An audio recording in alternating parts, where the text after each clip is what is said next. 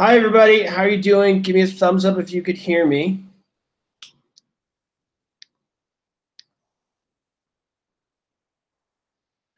And then we'll get going.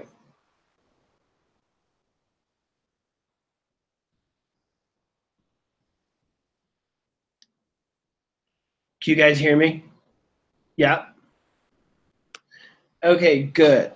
Just to give you guys a heads up in advance, tonight, for personal reasons, I don't want to bore you guys with, I'm doing this webinar from home. So if the internet cuts in and out, I apologize in advance. However, we are doing vocabulary. So if that does happen, I could always write words in the chat. Since we're not reading full-on questions, tonight we're doing vocabulary.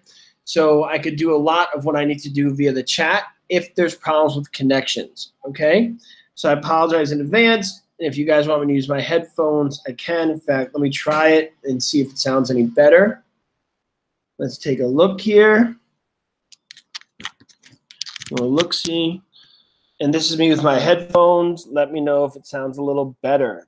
I found it depends on where I am, whether the headphones sound better or not. It's kind of hit or miss. Depends on the acoustics of the room. Did I say that right? Acoustics. Acoustics. I don't know. I'm not a music guy. All right. So let's begin, shall we? No headphones. Neri says no headphones. Michelle says worse. Okay, the jury's out on that. Wow. Headphones. Okay. The 4 essentials of a valid contract. Who knows what they are? Who knows what the 4 essentials of the valid contract are? The 4 essentials of a valid contract.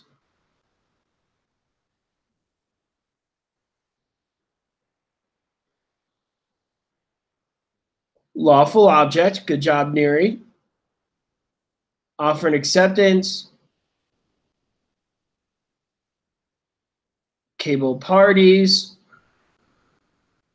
And consideration. All right. Good job, Neri. Great job. Okay, so those are the 4 essentials. There's 3 types of contracts: a valid, void, and voidable. What's the difference? What is a valid contract? Who knows what a valid contract is? What's a valid contract? Anybody know?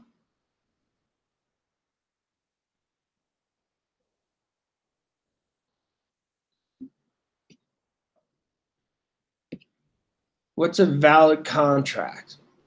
It's kind of obvious the answer if you guys think about it. A valid contract is one that has all 4 of those essentials. That's why we let in with that. Excuse me. It has all 4 of those essential elements. It's that simple. So we listed the 4 elements. A valid contract has those 4 essential elements. So a void contract lacks one of those essential elements. What's a voidable contract? Anybody know what a voidable contract is? What's a voidable contract? What do you guys think is a voidable contract?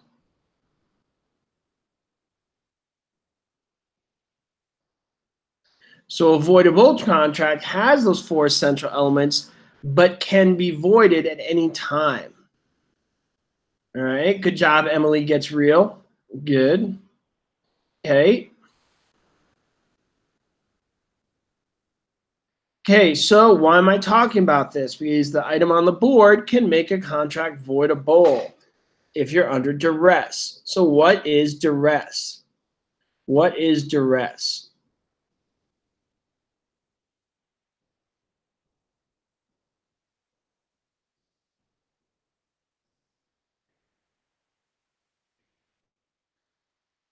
What is...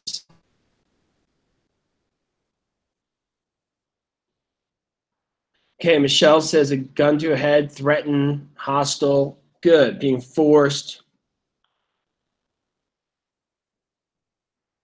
Gun to the head's a little extreme. A simple pointing finger at your face would have sufficed. Forcing one to do which they would not voluntarily do, and that makes the contract voidable. Voidable. Some of you guys got super creative handles for your chat room name here. I think it's great. Makes you feel like I'm talking to professional wrestlers sometime when I see like names like Awesomeness 3000 or biggest kick butt person ever, you know. There you go. Emily Gets Real. I feel like that's a total like professional wrestler like thing name. Okay. Avulsion. Avulsion. What's avulsion? What do you guys think?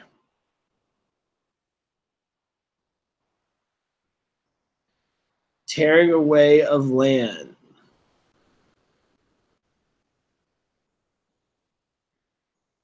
Tearing away of land. Example would be, who could give me an example of avulsion? When does a sudden tearing away of land happen? What's an example of this? What do you guys think?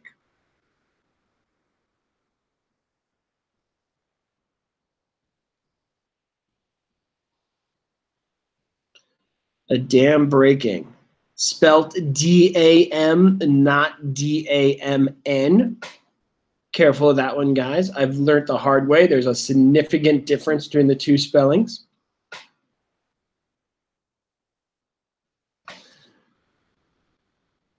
Okay, exclusive right to sell listings. Exclusive right to sell listings.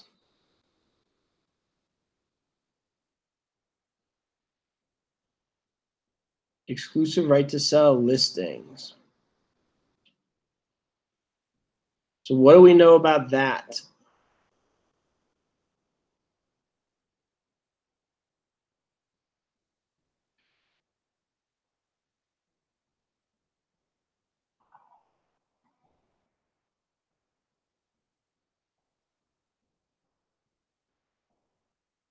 Exclusive right to sell listing, you get paid no matter what. Excellent. Okay, which type of listing is it where if the owner procures the buyer, the agent does not get paid? Which one's that? What type of listing is it if the owner procures the buyer, the agent gets diddly?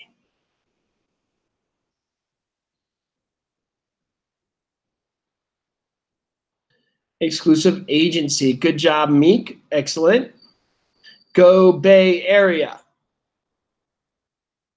Meek's from the Bay Area, in case you guys wonder why I said that. What type of listing is it where the seller could hire everybody and just create a free-for-all?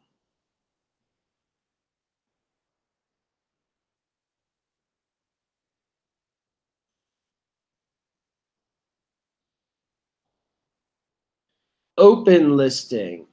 Open listing.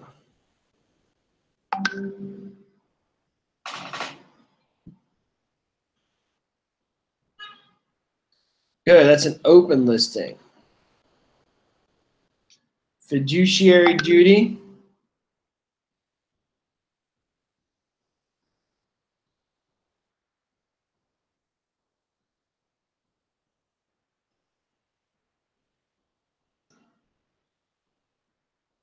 What's that?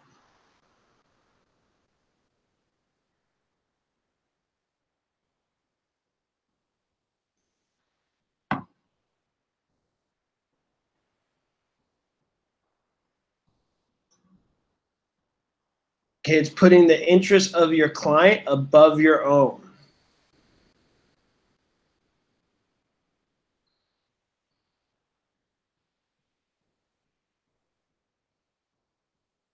Good. Good job, everybody.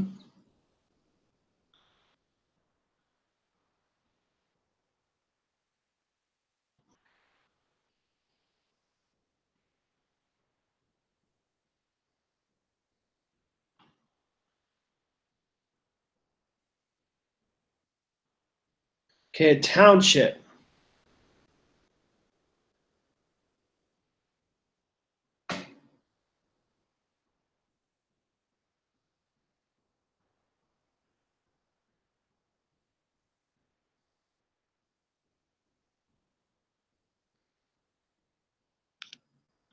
Township, 36 square miles, 36 sections, good. Here's a question relating to that. I wanted to ask you guys, what is the baseline and meridian?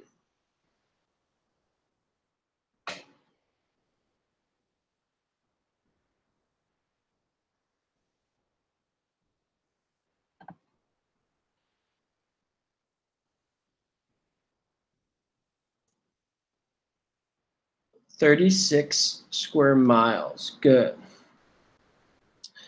It's north and south. So the baseline goes east and west. The meridian line runs north and south.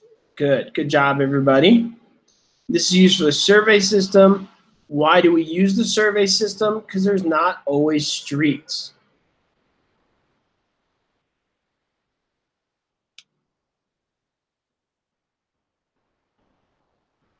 All right, deeds. What's a deed?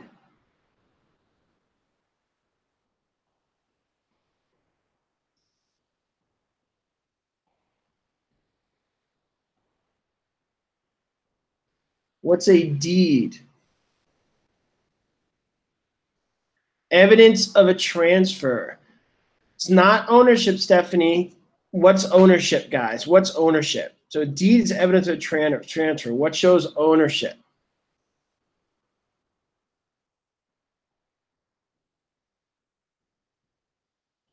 Title shows ownership, right, guys? Title. What kind of deed is the quickest way to transfer title? What type of deed would be the fastest way to transfer title? What do you guys think?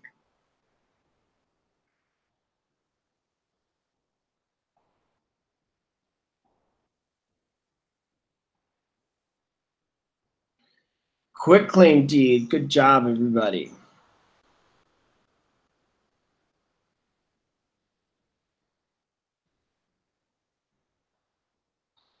Impounds. What are impounds?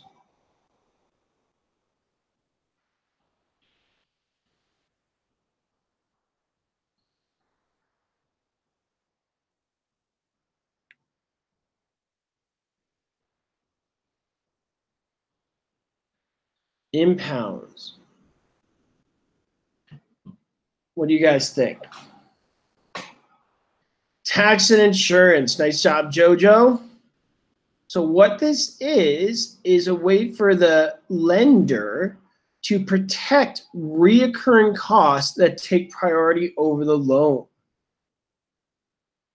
Hannah says, do you have a trick for remembering this? I don't know. Can anybody help me out here? I don't know, Hannah. I think this is one of those where it is what it is. There's no fun tricks. It's just there to protect reoccurring costs. It's not the same as escrow, Pam, because impounds occur after the deal is done. Escrow is only there during the process of the deal. This is collected over the life of the loan. I'm thinking like impound car. I don't know. So, Hannah, unfortunately, I don't have some fun thing. I'm thinking we'll work on that. Everybody promise we'll work on that. A fun way to remember what impounds are. If anybody could think of that, that'd be awesome. I think that's a tough one.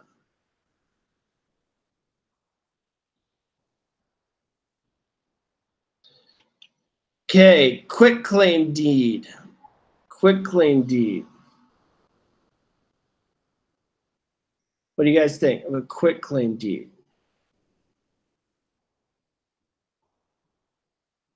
What's a quitclaim deed? So it's not a court order. Okay, no warranty.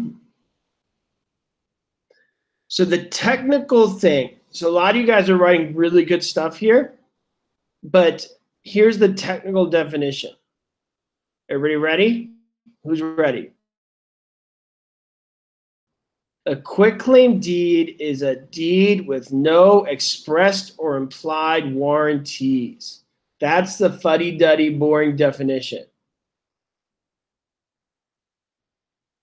A quitclaim deed is the deed that has no expressed or implied warranties.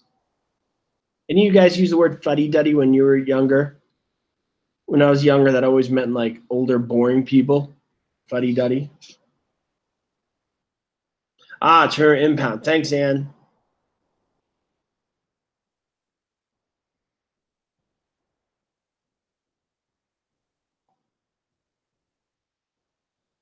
Anahid wants me to repeat. Fuddy-duddy. No, I'm just kidding. I know what you want me to repeat. A quitclaim deed is a deed with no express or implied warranties. Okay. Concurrent estate. Concurrent estate. What is a concurrent estate? What do you guys think?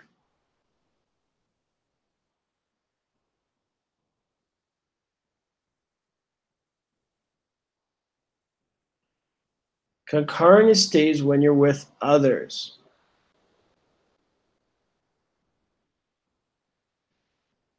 Can you guys tell me a different type of concurrent estate?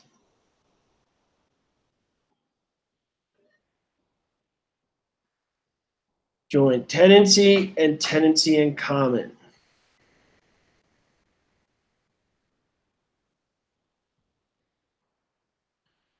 Joint tenancy and tenancy in common are the two types of concurrent estates. So community property would be one, and so is like tenancy entireties, but not every state uses those. But joint tenancy and tenancy in common, we all use. Which one of those have the right of survivorship? Which one of those have the right of survivorship? Joint tenancy or tenancy in common? What do you guys think? Which one has the right of survivorship? Joint tenancy has that right of survivorship. Excellent, guys. Which one would you take with a corporation? If you were taking a property with a corporation, which one would it be? And why?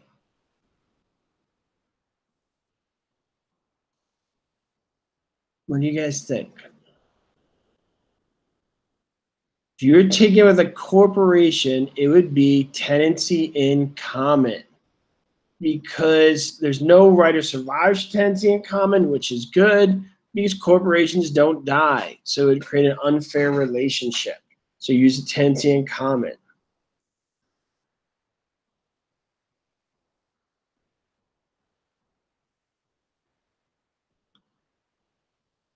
Meridian, I mentioned this one before. Who knows the answer to meridian?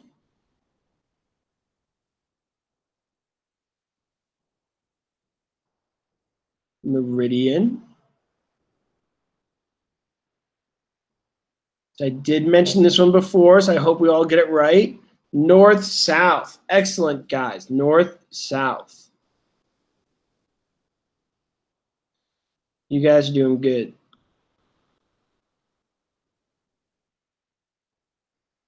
Ownership in severalty. What's this one? Ownership in severalty.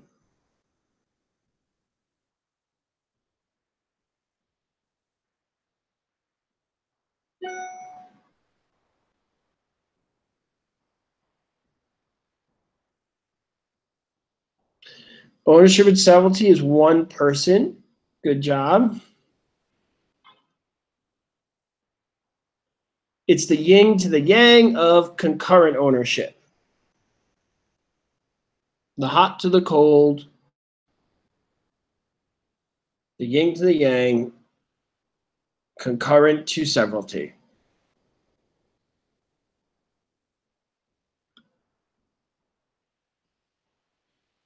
Avulsion, I feel like we did this one already, so hopefully I'll get it right pretty quickly.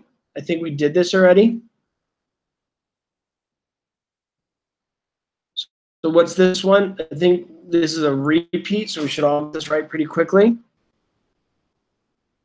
Avulsion. When land is washed away by water. Good, like a dam breaking. Excellent. I see it's a different definition than what I did last time, so I think this was entered twice. A listing. What's a listing? Who knows what a listing is?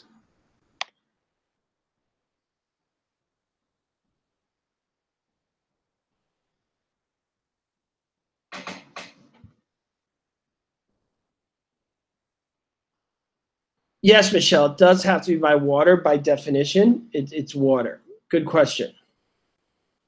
Listing is an employment contract. Good job, everybody. It's an employment contract to find a buyer, not to sell the house. Is a listing bilateral or unilateral? Congratulations, Daniel, on passing the exam.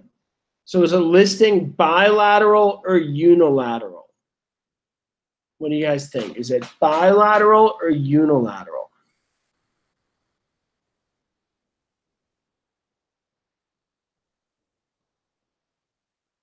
Oh, that was a trick question. I was saying bilateral. So here's my question to you guys. What's an open listing? What's an open listing? What is an open listing? What do you guys think?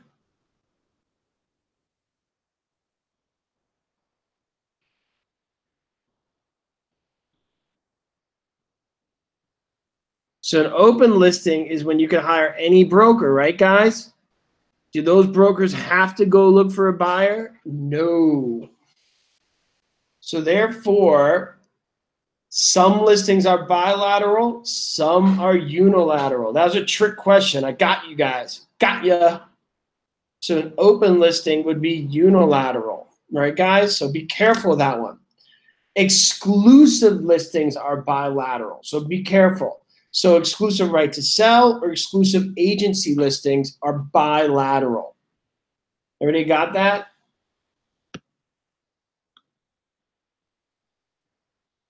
That was a tricky one, right? Okay, an easement. What's an easement?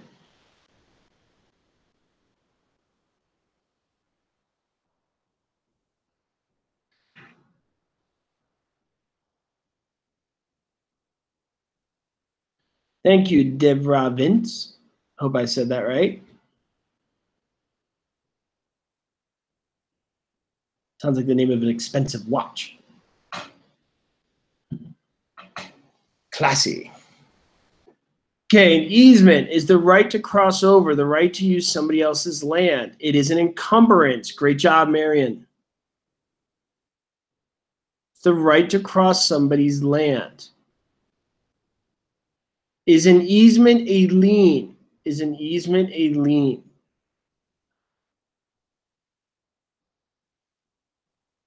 Is an easement a lien?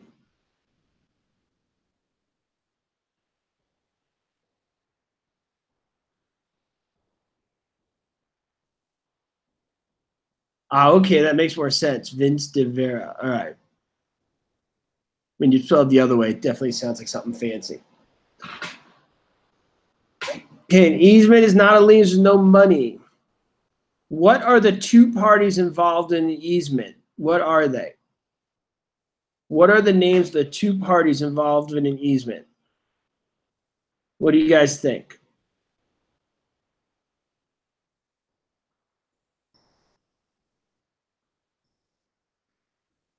Okay, you got your dominant. Nice job, Chad.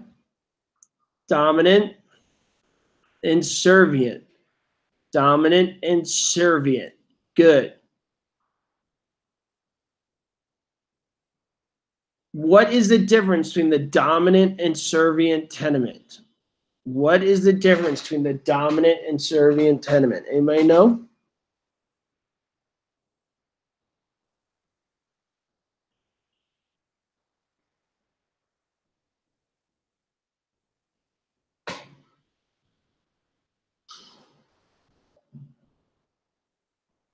Dominant is crossing over. Servient is being crossed.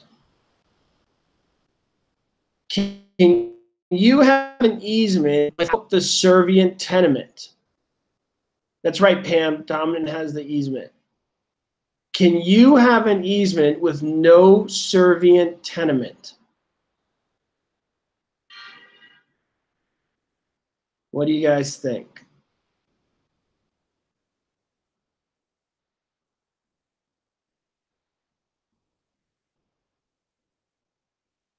No. Good job, Anne. No.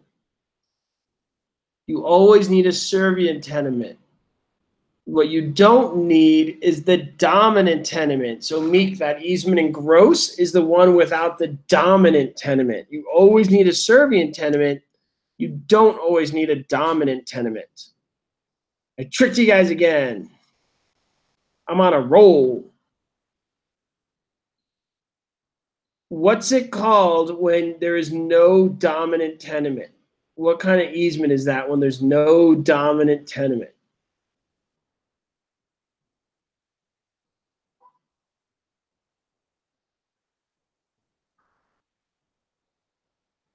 That would be an easement in gross. And the common examples when you go for utilities, utility lines, okay? Because you're going to another property, but not, excuse me, you're crossing over a property, but you're not going with the purpose of getting to another one. So an easement by prescription still has a dominant tenement. The prescription word has to do with the manner you acquire that easement, which is by doing it for a certain amount of time. Hey, Joe, do you want me to send you some snow? We are getting 18, 20 inches. I think I'm okay without that. I appreciate the offer, but cold kind of, I'm very sensitive to cold.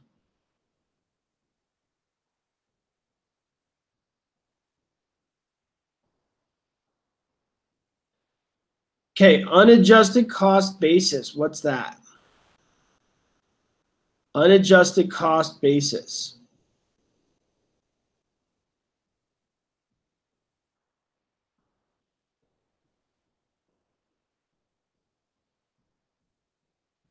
The only time I go to cold is when I visit my mother. And the irony is she lives in the desert where it's super hot, but her house is like cranked up to be like the Arctic. I don't know why senior citizens do that. They live in these super hot climates and they crank the air conditioning up in their house. So you need like a jacket and thermal underwear when you go in the house.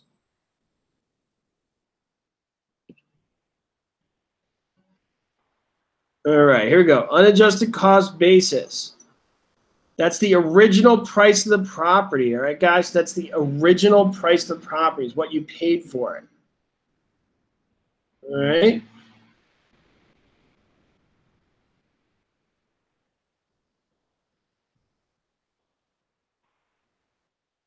Ugh.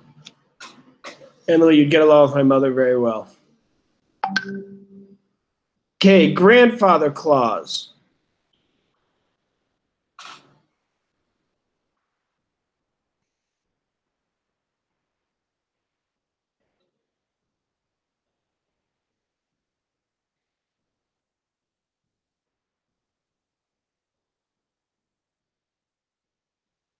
Grandfather clause, what's that? The right to use the property when zoning is changed. Good. You get non-conforming use. Excellent job, Vince.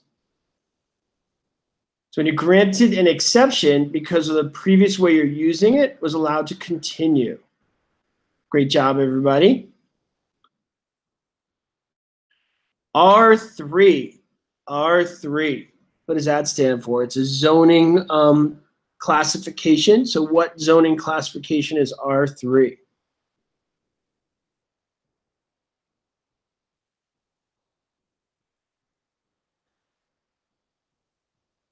Multifamily residential. Multifamily residential. It's not just residential, it's multifamily residential.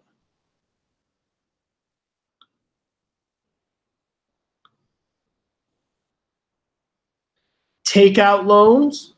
What's that one? What's a takeout loan?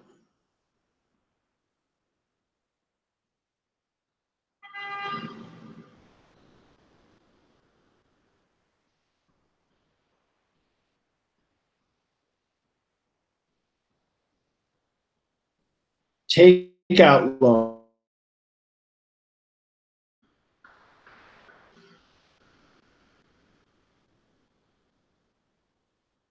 Okay, it's a long-term loan. Okay, it's a long-term loan as opposed to an interim loan, which would be a short-term loan.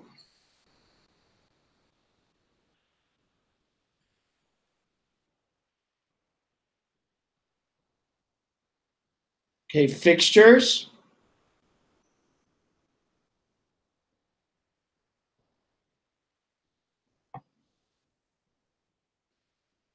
Fixtures, what's a fixture?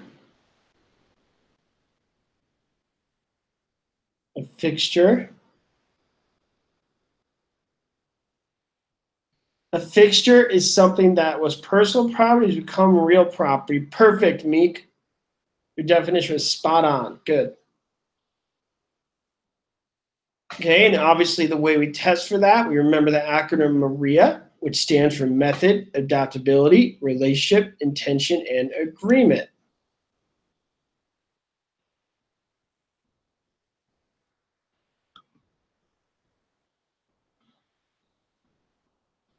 Good. Steering, what's steering? Steering, what's that?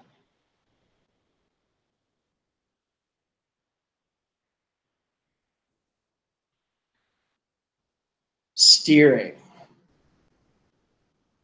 So steering would be the act of discrimination when you work with buyers by pushing them to a certain area based upon things like racial or ethnic or religious factors, which is illegal and it's a violation of fair housing. Fair housing, we all know, was enacted what year? What year was fair housing? So this is a fair housing violation. What year was that? Who knows?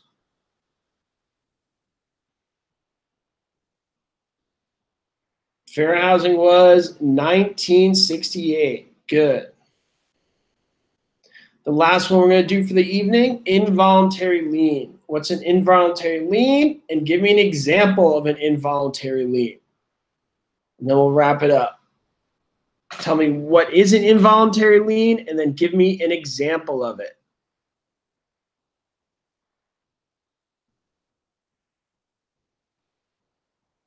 So a mechanic lien would be an example. Good. So involuntary lien is a lien that you did not want. Taxes would be involuntary lien. Good. So it's an unwanted lien. And basically all liens are an involuntary lien except for like a mortgage. Like when you get a loan, that's voluntary, but basically all the other ones are involuntary. All right, so tax liens, judgment liens, things of that nature. All right. That's that, guys. So tomorrow I'll be here at 11 Pacific time, 2 o'clock East Coast time. I hope you guys have a great day. Good luck, Stephanie. Everybody say good luck to Stephanie, and we will be ready to go tomorrow. Stephanie, just think of me like Obi-Wan Kenobi the whole time. I'm in your ear. You could do it, Stephanie. The Force is with you. Stephanie. Thanks, Meek. I appreciate it.